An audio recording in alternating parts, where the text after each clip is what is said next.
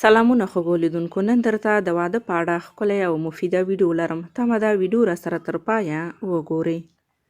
لکه څنګه چې تاسو ته معلومه ده چې نکاح یو عظیم سنت دی او چې کله دا لار چاته برابر شي چې هغه په اسلامي او شرعي طریقې سره یوې ښځې سره نکاح وکړي، بیا نو پکار ده چې له یوې داسې ښځې سره واده وکړي چې برکت والا وي. داسې ښځې ستاسو ژوند بدلولی شي. نو دا ښځې څنګه وپېژنو؟ اول، په برکتناکې او خوشبختې ښځه کې به لومړۍ نښه دا وي چې هغه به دینداره وي. تاسو چې کله هم د نجلۍ کور ته رشتې لیږئ نو د دیندارۍ پوښتنه یې ضرور وکړئ، ځکه چې د مور او پلار دا یو غټ ارمان وي چې زوی ته ښایسته او دینداره ښځه وکړي. دوهم، د برکتناکې او خوش قسمته ښځې دوهمه نښه دا ده چې د خاوند کور به خپل کور ګڼي. نو کله چې واده وشي نو زیاتې ښځې داسې فکر کوي چې زما اصلي کور زما د پلار کور دی.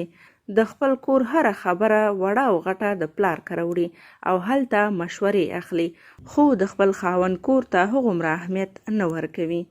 زموږ د دې خبرې مطلب دا هم نه دی چې د خپل پلار او مور سره دې خپلې اړیکې له منځه یوسئ، بلکې د خاوند د کور خبرې دې د خاوند په کور کې وساتئ.